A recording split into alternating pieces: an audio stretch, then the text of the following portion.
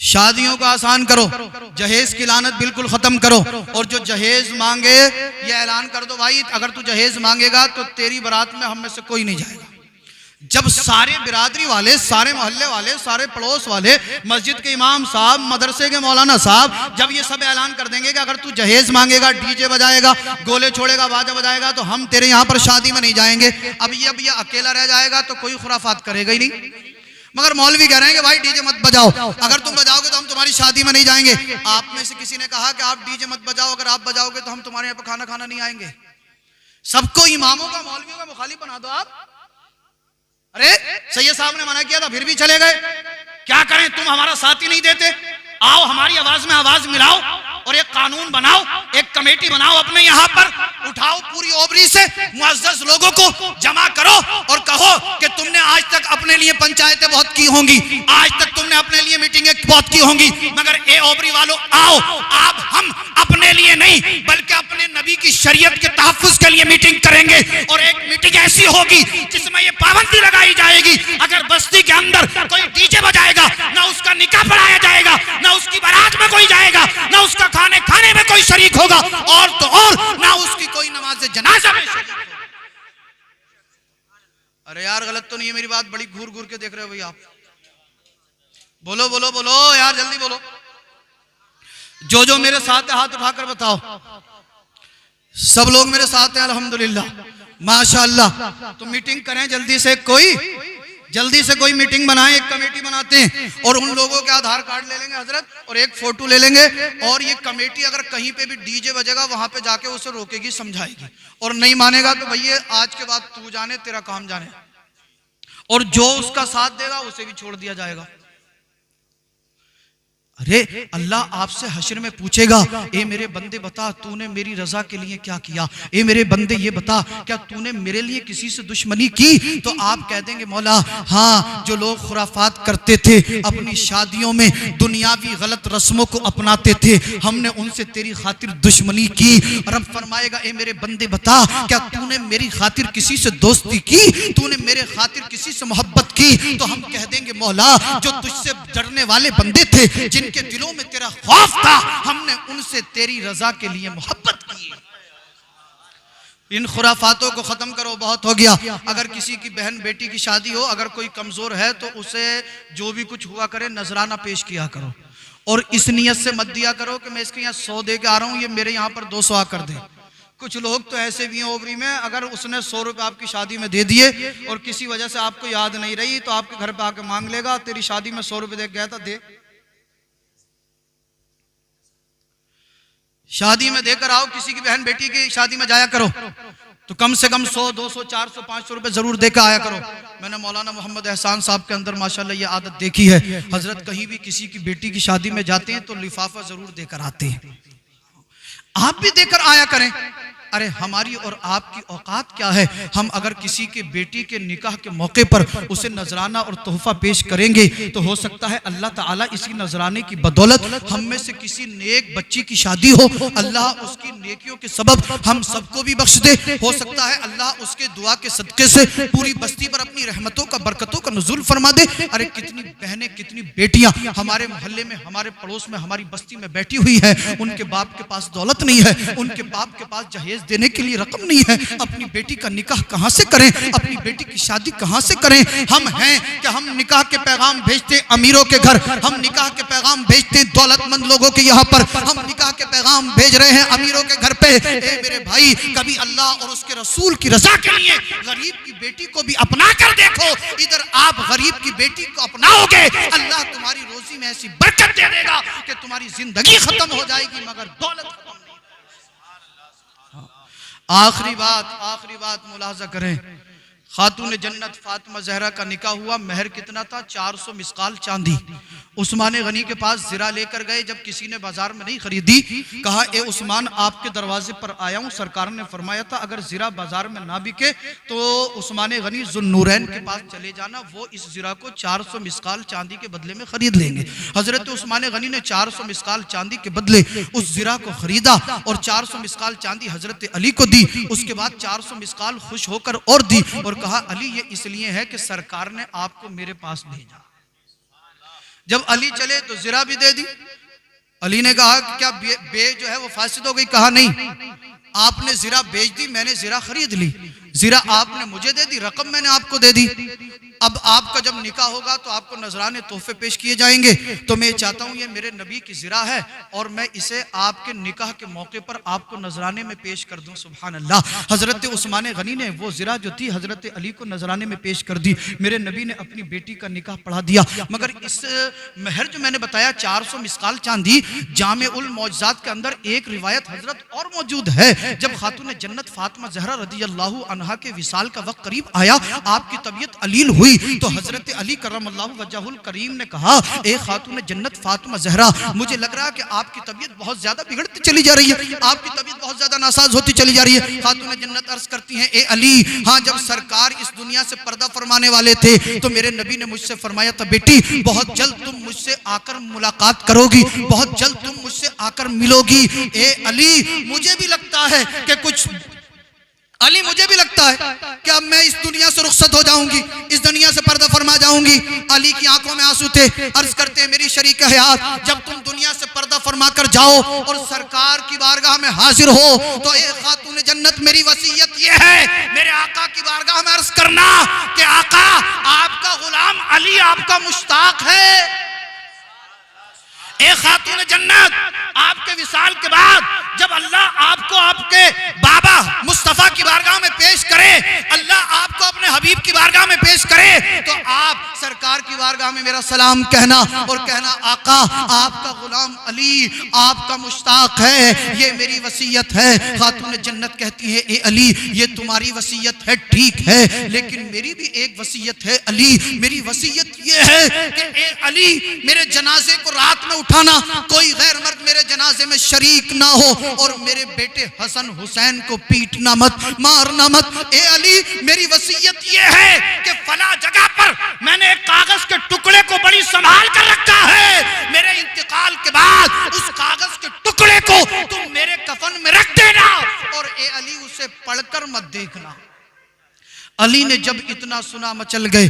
खातून जन्नत अर्ज करती है, ए मेरे शोहर नामदार, ए सरताज, अब इस दुनिया से पर्दा फरमाने का मेरा वक्त करीब है। वो देखो मेरे बाबा मुस्तफ़ा जन्नती फरिश्तों के साथ मुझे नजर आ रहे हैं, मेरी निगाहों के सामने है। अली ने जब इतना सुना, आंखें अश्कबार थी। खातून जन्नत से अफसर फरमाते हैं, अली, ए खातून जन्नत फातिमा ज़हरा रज़ी अल्लाहु अन्हा, आपको अल्लाह के नबी सल्लल्लाहु तआला अलैहि वसल्लम का वास्ता, ए खातून जन्नत, वो कागज जो आपने काफी संभाल कर रखा है, आपकी वसीयत है कि उस कागज को मैं आपके कफन में शामिल कर दूं और पढ़कर ना देखूं। ए खातून जन्नत फातिमा, आपको आपके बाबा मुस्तफा का वास्ता, आप मुझे बता दीजिए कि उस कागज में क्या लिखा हुआ है।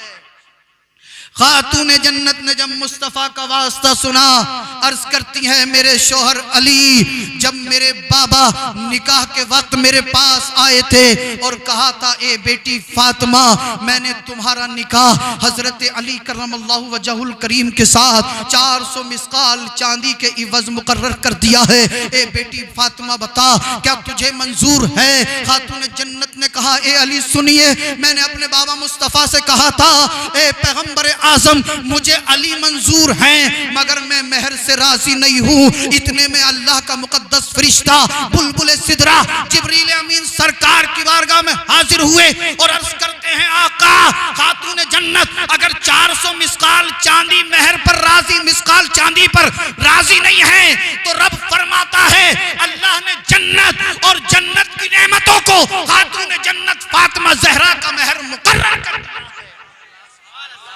मेरे बाबा मुस्तफ़ा ने फरमाया, बेटी फातिमा, रब ने जन्नत और जन्नत की नेमतों को तुम्हारा महर मुकर्रर कर दिया है, क्या अब तुम राजी हो? खातून जन्नत ने अर्ज किया था, बाबा मैं अभी भी राजी नहीं हूँ। पैगंबर आजम ने फरमाया, बेटी फिर आप क्या चाहती हो, आपकी रजा क्या है? खातून जन्नत फातिमा ज़हरा अर्ज करती हैं, ए अल्लाह के महबूब, मैंने आपको बार बार अपनी उम्मत की खातिर रोते हुए देखा है, मैंने आपको बार बार उम्मत के लिए मग़फ़िरत की दुआएं करते हुए देखा है। ए बाबा मुस्तफ़ा, आप पूरी पूरी रात रोते हैं, क़याम पर क़याम, रुकू पर रुकू, सुजूद पर सुजूद करते हैं। रब्बे हबली उम्मती की सदाएं बुलंद करते हैं। मैं ये चाहती हूँ मेरा रब मेरे महर में आपकी उम्मत की बख्शिश को मुकर्रर कर दे।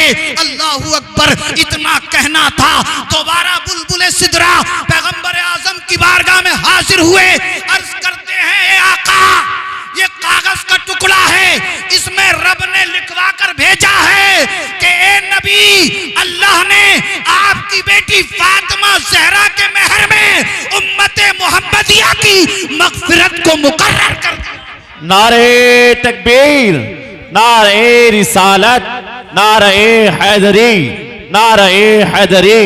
सैयद रिजवान मियां साहब किबला, नारे तकबीर, नारे रिसालत।